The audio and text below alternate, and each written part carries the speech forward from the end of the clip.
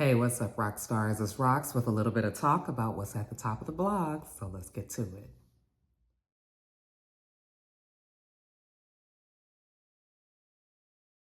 All right, rock stars, so I'm back this week and I'm feeling better. I know I sounded horrible in those last few videos. I am still under the weather, but nothing like I was before, and I'm feeling better. I am going to take another COVID test just to make sure that I'm still good. And we're going to move on with life. Thanks to everybody that reached out. Everybody was DMing me and asking me if I was okay. And it sure does make me feel good to know that you guys are concerned. I am feeling good. Me and Blue got up, went for walks and everything this morning. So we feeling pretty good in the hood, you guys. How y'all feeling? Y'all good? All right, all right. Let's get to the first story. In all the stories I have, I was like, I don't even know what order to put them in because, you know, they all are just whatever stories, but we'll get through. Well, not all of them, but you know what I mean. Anyway, you guys, let's start with cancellations. So it seems that Power Book 5 has been canceled. That is the installment from the Power universe. I was about to say Power Marvel universe. From the Power universe, you know, the series, this was going to be the one about Congressman Tate, okay, or soon to be Governor Tate. They have decided to shelf the show for whatever reason.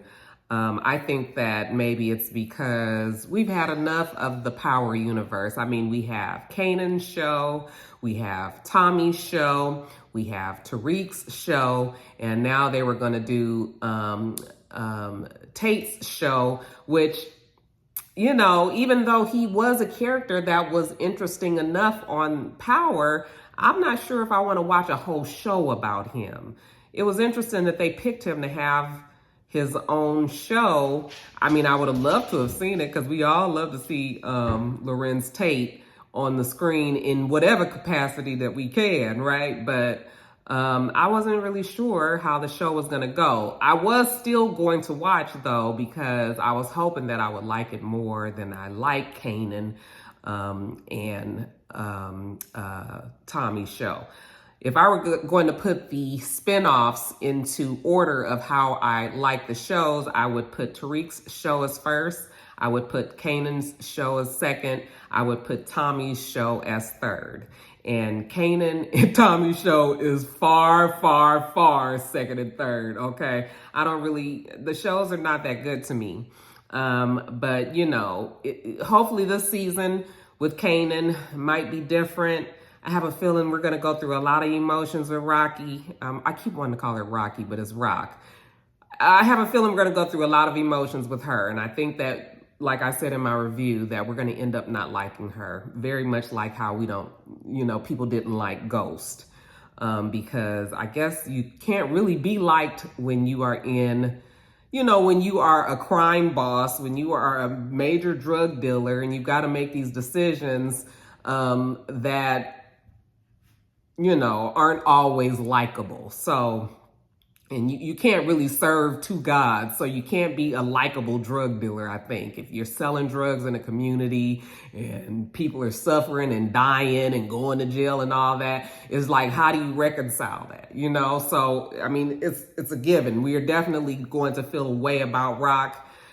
And I'm just not sure. We'll see, though. I'm going to stick with the show. I still like it enough to stick with it. So I am in for it, you know, the season 2. So yeah, the Lorenz Tate version, or the Lorenz Tate, or should I say Congressman Tate installment hasn't happened. Or did he become the governor already? I'm sure we'll probably still see him on Tariq's show, though, because Tariq still has dealings with, you know, him. So he's still going to be working, gainfully employed. Courtney, I think, is going to keep him in the loop. You know, he just won't have a major part like he would have on his own show. So, I mean, I'm fine with it. Also, while we're talking about cancellations and the such, let's talk about P-Valley.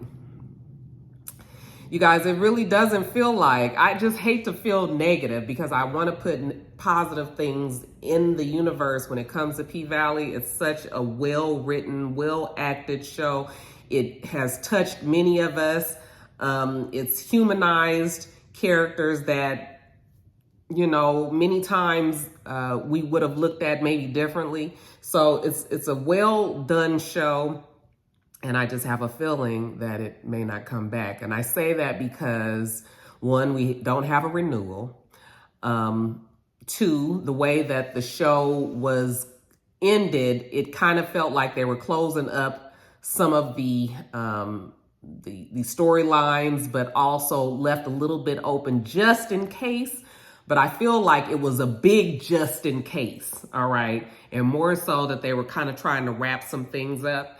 And third, if you go onto the, onto the people's Instagrams, their individual social media, you would see that they had been kind of posting farewells, not necessarily saying farewell, but they were thanking Katori Hall for the opportunity, and they were saying, until next time, instead of saying things like, see you guys next season, can't wait to see what's going to happen next time, or, something like that. It sounded very final to me.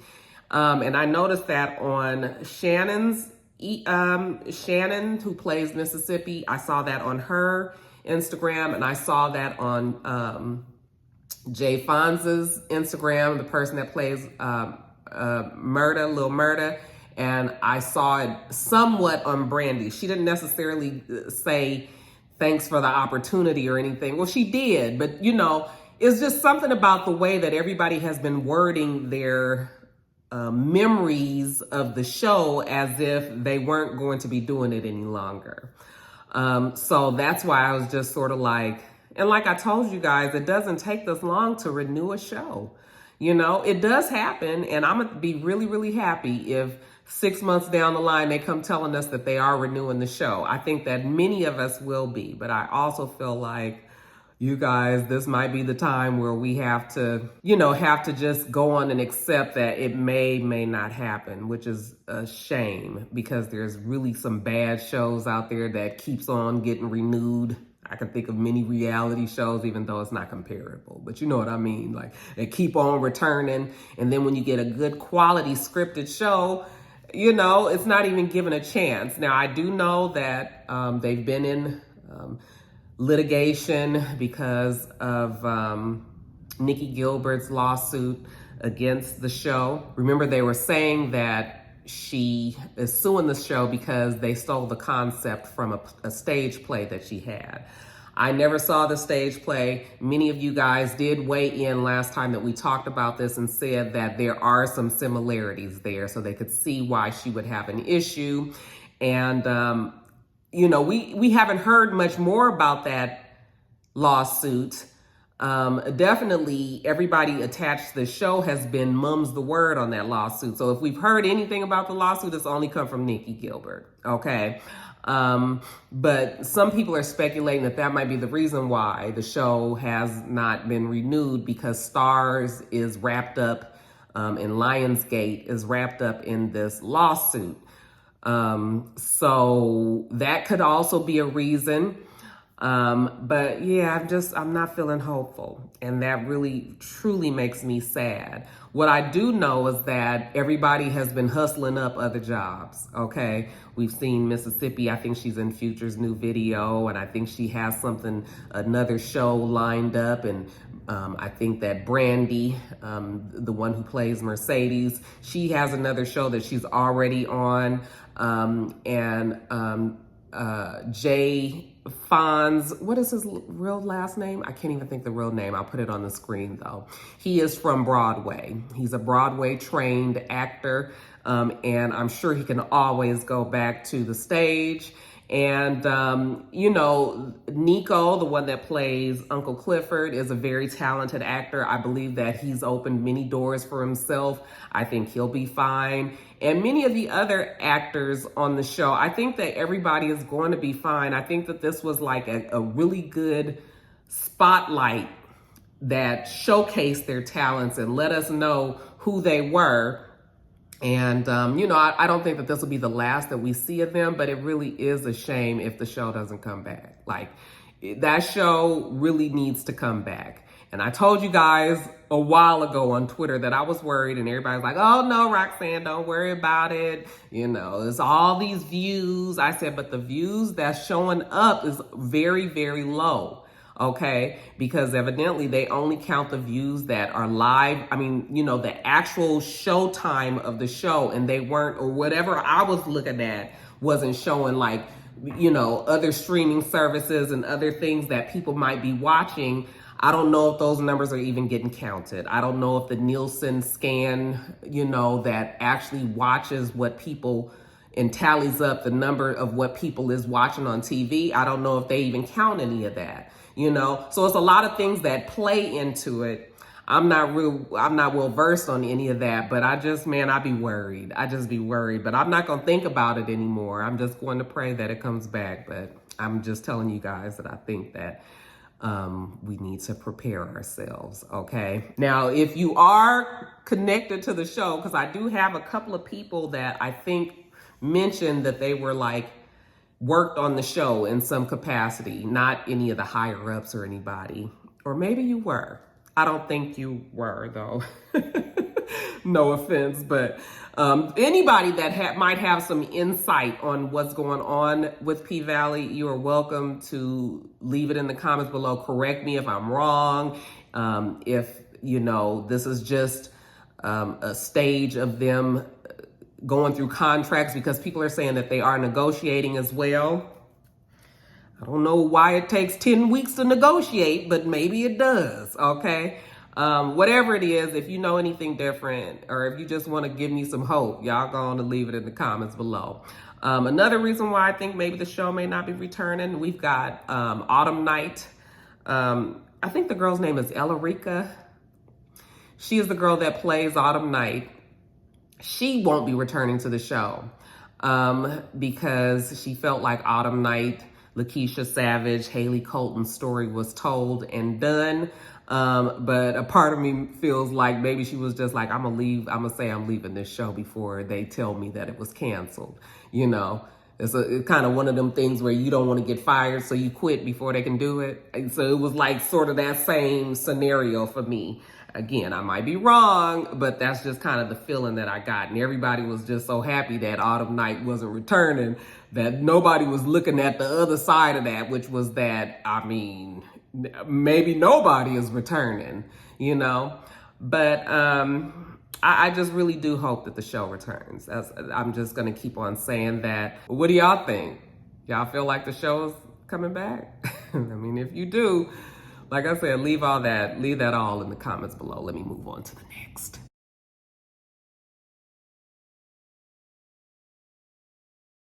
All right, you guys, next story up. So last year, I don't remember when, but I kind of feel like it was early last year. I told you guys on top of the blogs that Swizz Beat mama named him Kasim Dean, and Timbaland mama named him Timothy Mosley. They were selling their very successful platform Verzuz to Triller. Triller is an app that used to be, you know, a big deal, but with Snapchat and then with TikTok and its extreme popularity and success, and, you know, Instagram having their reels and all of that, nobody really deals with Triller anymore. Okay, there were other platforms that people were excited about, people were using, that had blown up really during the time of COVID, that everybody was kind of wondering why. First of all, why would you sell a Triller of all people? Because it seemed like it was an app that was going down and nobody was really caring about it. But more importantly, many of you guys were upset that they were selling Verzuz, this platform that we felt belonged to us, okay? And felt like maybe they were exploiting or kind of selling out something that was really beautiful and that came out of, you know, the pandemic and us being on lockdown and not being able to go to concerts, but still being able to see our favorite artists in a different capacity. So folks were upset that they sold to Triller. And they had informed us that, oh no, this is going to be a great venture,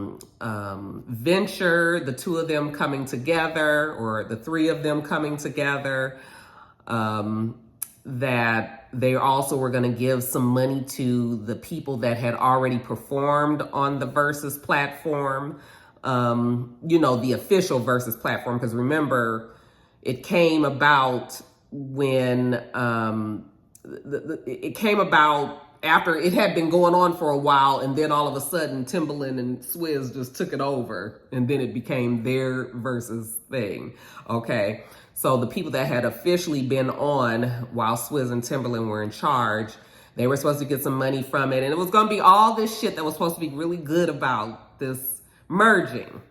But people were just like, this is fucked up. And, then we didn't see the Verzuz battles as much as we used to. Then we saw that they were starting to have them at huge venues. And it was more like a concert, and people could buy tickets to go to it. And then there was a point when it looked like Triller was trying to charge people to watch the Verzuz battle. And we was like, ain't nobody paying for this. I mean, unless it's going to be a true production, we thought we was just sitting back and watching people in their living room or in their, studio at the house, or, just connecting with their fans. Now it's turned into something totally different, and everybody's just like everything else that we get. Shit get fucked up when, you start selling and letting the corporate people get involved in all of this. So, but you can't really blame Timbaland and Swizz Beatz, because Triller paid them quite a bit of money. I think the deal was huge.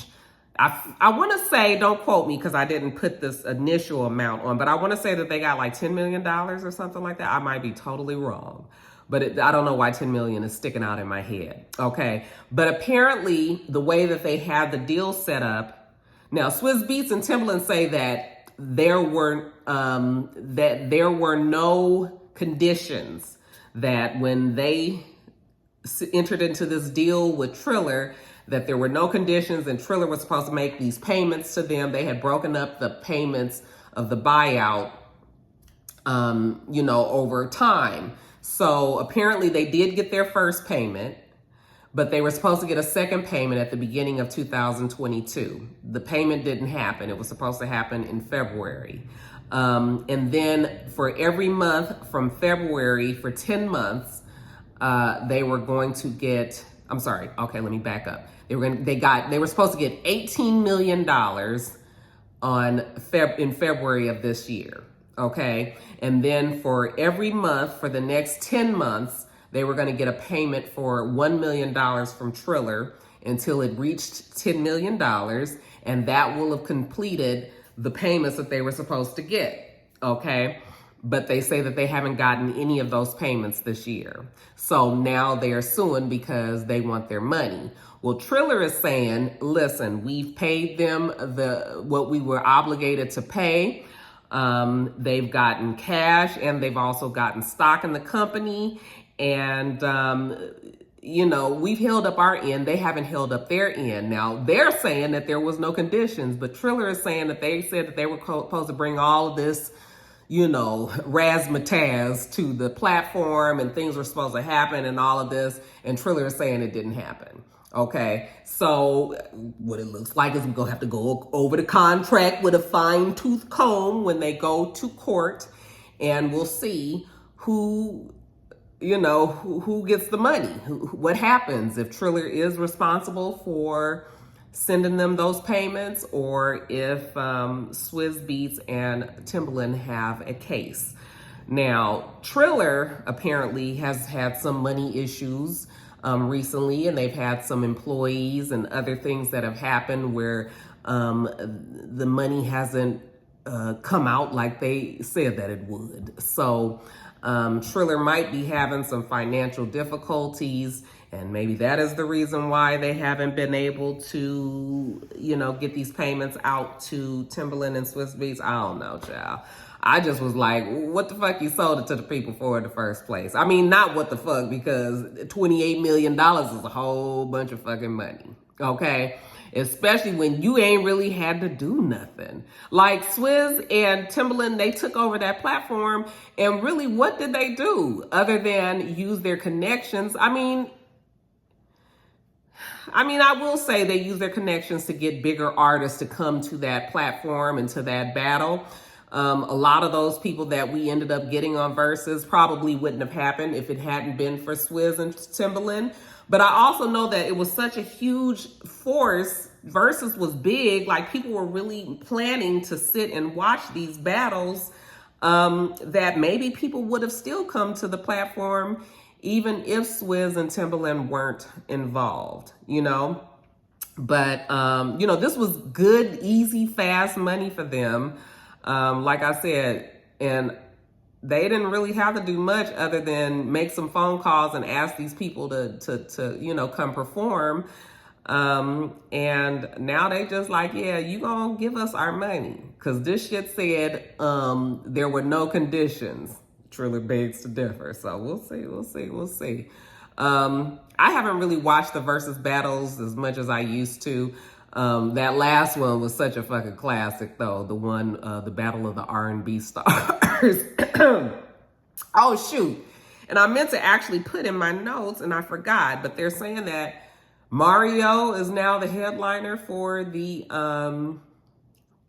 this is a side note, by the way. Mario is a headliner for the tour, the Millennium Tour now, and no longer Omarion. I don't know what that's about. I forgot to look it up, but somebody did put it in my comments on my YouTube suggestions when I was asking you guys for suggestions for the video. Somebody said that Mario is now the headliner. I don't know what that's about. I do know that Omarion has his documentary out on YouTube. I haven't watched it, or maybe it hasn't dropped. I think that it has.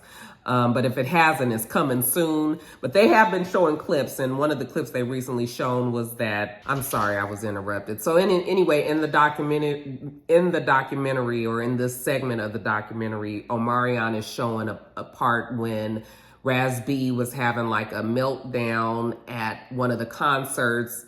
And this was after we found out. Remember when when the Millennium Tour started, and then he decided that he wasn't going to do it because Chris Stokes was backstage, and it was giving him, he was anxiety and stressed about it, because we all know that Raz B has always maintained that Chris Stokes, you know, sexually abused him when he was a part of B2K. Actually, he says that they were all abused when they were a part of B2K. But Raz B has been the most vocal about it. Well, he's the only one that's saying that they were sexually abused. And so it bothered him that Chris Stokes was there, because I think that they had agreed that he would not be there. That was one of the agreements of the tour.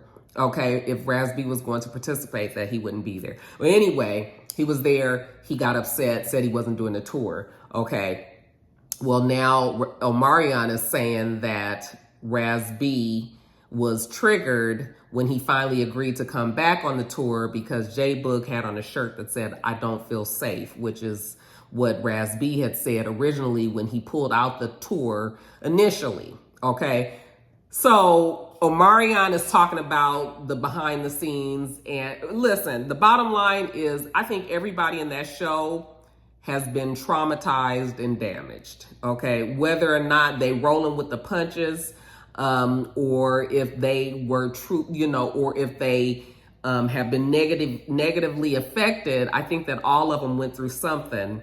Some just seem to be able to deal with it better than others. And at the heart of all of that, I think Chris Stokes was the problem there. And child, I could go on and on about Chris Stokes and the strangeness that is there, the Marcus Houston and Chris Stokes and them with these kids and everybody he calls his daughters and his sons. Well, it's really just the daughters, and Marcus Houston marries a 20-year-old and he's 40 something, and child, it's a whole lot. It's so much strangeness there. It almost feels like a cult. That's neither here nor there. I don't know how I've gotten totally off the Verzuz battle, but I had forgot to put the Mario situation on the Millennium Tour in my notes, but I did remember somebody mentioned that. So yeah, if you know more about that, then y'all can put that in the comments below as well. But getting back to Verzuz, didn't really watch. I don't really watch Verzuz like I used to. Didn't really care to watch like I used to. It lost its je ne sais quoi. It got bigger and all of that. It didn't have that same homey feel. We just at the house, you know, get you a plate, sit down and watch on your phone, you know, just the antics. I mean, the shit that happened with Teddy Riley was like classic. That, you know, that's the kind of shit that we miss, you know, when mishaps would happen and it wasn't real, you know, it wasn't this produced thing anymore. Now it turned into something different. It lost its charm. So the mail lady is driving down the street, so Blue should be barking soon. Just letting you guys know, for those of you guys who are listening on your headphones. Yeah, I think that I've been talking really long, and what subject is, what number am I on? Is this just the second story? Let me move on. You guys let me know what you think about that. Do you kind of feel like that's what Swizz and Timbaland gets? Or are you like them? Oh, well, pay them their money. Are you guys mad that they sold Verzuz or no?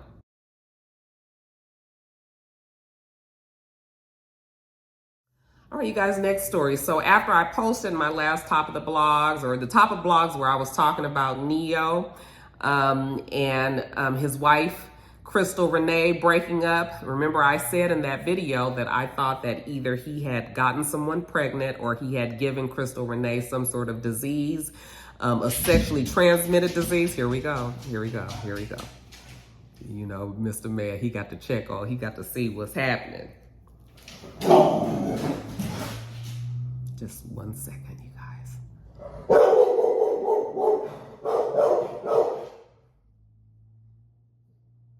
Okay, Blue, she's gone. Come on back up. Come on back up, Blue. Come on, man.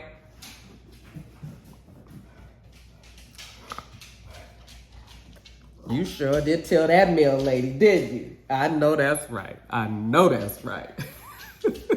I thought that either he had gotten somebody pregnant or diseased, or he gave her a disease because she was like he had had unprotected sex. She made it clear that that was the reason that she had filed for divorce. She called him a narcissist and all of that. Well, more of the story has come out since I posted that top of the blogs.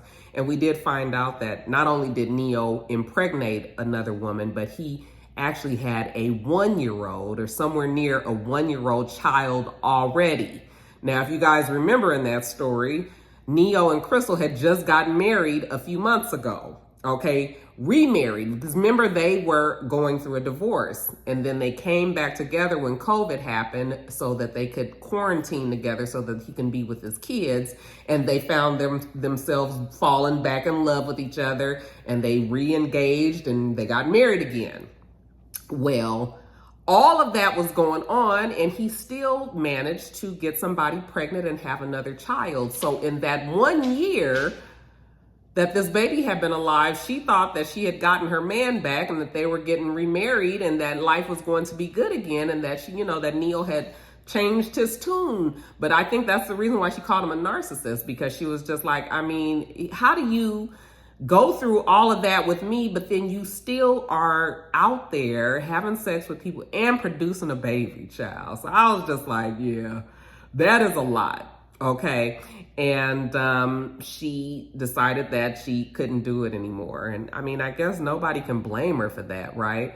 But like I told you guys in that last video, Moneta Shaw, which is his ex-fiance, they never were married. She did tell us how Mr. Schaefer rolls, you know, and apparently he still rolls that way. So this would be, I think that he and Crystal had 3 children together. I know that him and Moneta Shaw had 2 children together. So this new baby will be baby number 6.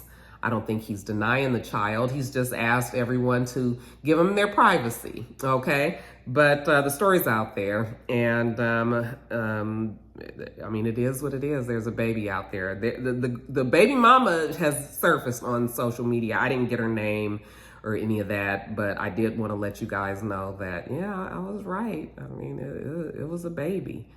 Boy, that's heartbreaking though, to think that your man has turned a new leaf, or your partner has turned a new leaf.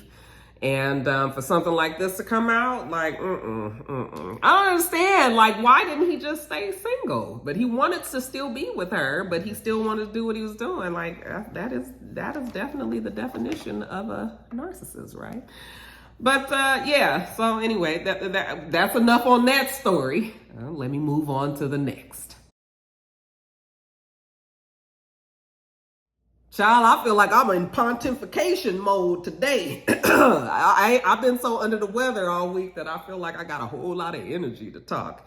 Next story. Congratulations are in order to former Real host Adrian Bailon, Adrian Bailon, and her husband Israel Houghton. I guess she's Adrian Houghton now, right? They have welcomed a bouncing baby boy into their family. Now, if you guys are saying, I don't remember her being pregnant, that's because she wasn't pregnant. She actually reached out and retained a surrogate mother who carried the baby for them and gave birth to the baby for them. I'm assuming that the baby was of her eggs and of his sperm, and the surrogate mother, she was probably just the receptacle that gave birth to this baby. I know people feel ways about that, but I think surrogacy is a beautiful thing for people who still want to have a child that comes from their loins, but not necessarily the woman wasn't able to carry the baby. It can still happen. Modern medicine is amazing, you guys. So I think this is a great thing for her. Apparently, she had been trying for 5 years. I was like, God, they've been married that long? But then I was like, yeah, I kind of remember when they first got married. And there was all that controversy, remember? Because apparently he had just broke up with his wife and he had all these kids, and it was like it was a kind of a messy breakup. And then him being a gospel singer and all of that. You remember, it was drama. But all that finally settled down. He actually came out and said that the things that were out there weren't true. That's not how things had happened. And it did calm down, and him and Adrian seemed to settle in their married life. But apparently they have been trying for some 5 years to get pregnant. She's had miscarriages. She's had failed IVF attempts. Everybody who's done IVF will tell you that, at least I've heard, that it is emotionally draining, it's physically draining, it's a lot that you have to do, it's taxing on your body and your mental, especially when you're always worried that it's not going to happen, or if it does happen, if you're going to be able to hold it. I mean, it's stressful. So more and more people are turning to surrogacy. And it happened for them. We didn't know any of this was going on. They kept it a secret until the baby was born. And now we have Ever James Houghton, okay? And she put an emotional post up on her Instagram and saying how they are in love with him and, what all that they had gone through just for this day to happen. They did keep it a secret. This is their secret baby, but he's here now and they are happy. And this would be their first child together. Israel has 4 children from his previous marriage. And so this would make 5 for the family.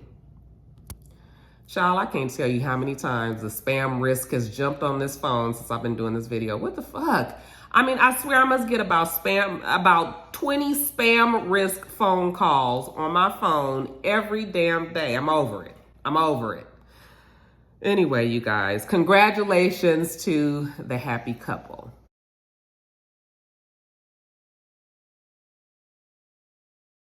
Next story up, you guys. It seems that Kim Zolciak's daughter, Ariana Biermann, was arrested the other day with her on-again, off-again boyfriend, Hudson McElroy, as they were driving, I guess early Saturday morning. They were driving out here in Atlanta, Georgia, and Now, the story is, I don't know. What she was arrested for and what KimZ'sDaughterDUI Biermann says happened is two different stories. I'm going to tell you what the police are saying. The police are saying that she was pulled over for erratic lane change, and that when they pulled her over, that they suspected that she had been drinking. So they arrested her and the young man, okay? And they charged her with 3 misdemeanors: driving under the influence of alcohol, erratic and improper lane change, and underage possession and purchase of alcohol, okay? And then he also was charged with, also illegally purchasing alcohol underage, because they were both 20 years old. Okay, so that's what the police are saying. Well, KimZ'sDaughterDUI Biermann has come out and said, oh, that is not true. Okay, apparently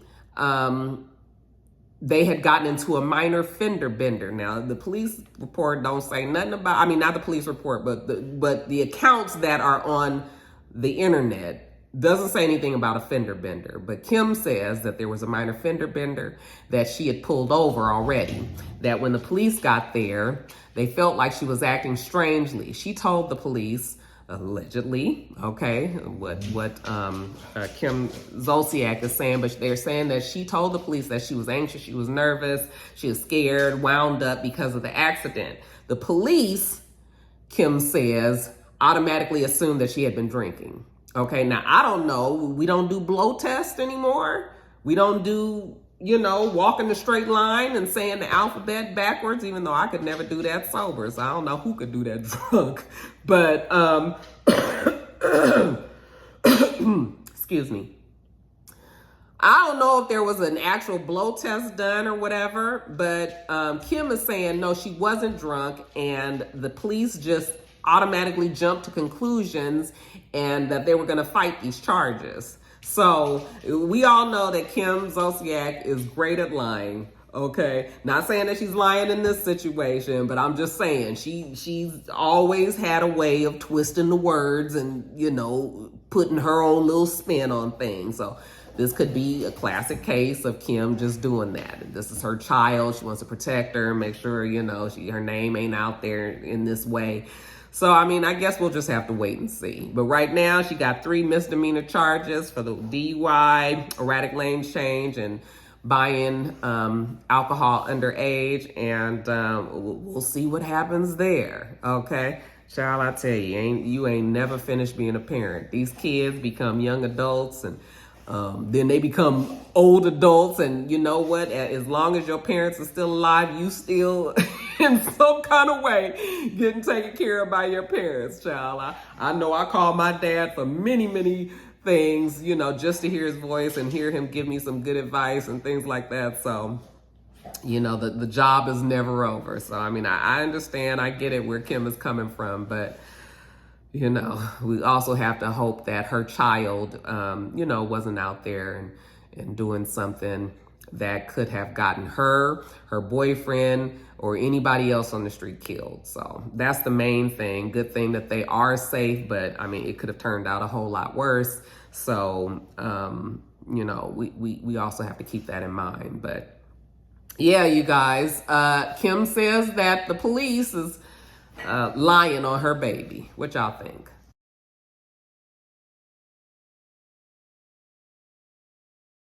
Next story up, rest in peace to comedian, LA comedian Teddy Ray.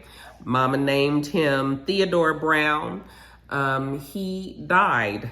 Apparently, now I'm not familiar with Teddy Ray. I don't know who he is, but apparently he is very well known in the Los Angeles comedy circuit, and actually well known, period, because I know that Comedy Central actually did put out a statement saying how much that he will be missed. So he is a well-known comedian. I wasn't familiar with him though, you guys, but apparently there was a call made and he was found dead in Riverside County's Rancho Mirage, okay? They haven't released how he died, but he has passed, and many people were saddened by this. I know that one of you guys that left the comment for me to talk about this, saying how much he will be sorely missed. Apparently he was on All Deaf Digital, which is a digital platform.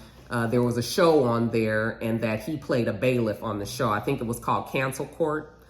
And I guess it's a play on cancel court and how, a play on cancel culture and how people get canceled for whatever reason. I'm assuming that that's what the show was about, but they called it Cancel Court. So he, like I said, he's out there and he was working, and it's sad, 32 years old and gone. Okay, I'm sure he will be well missed by his friends and family. He was 32 years old. Rest in peace to Teddy Ray.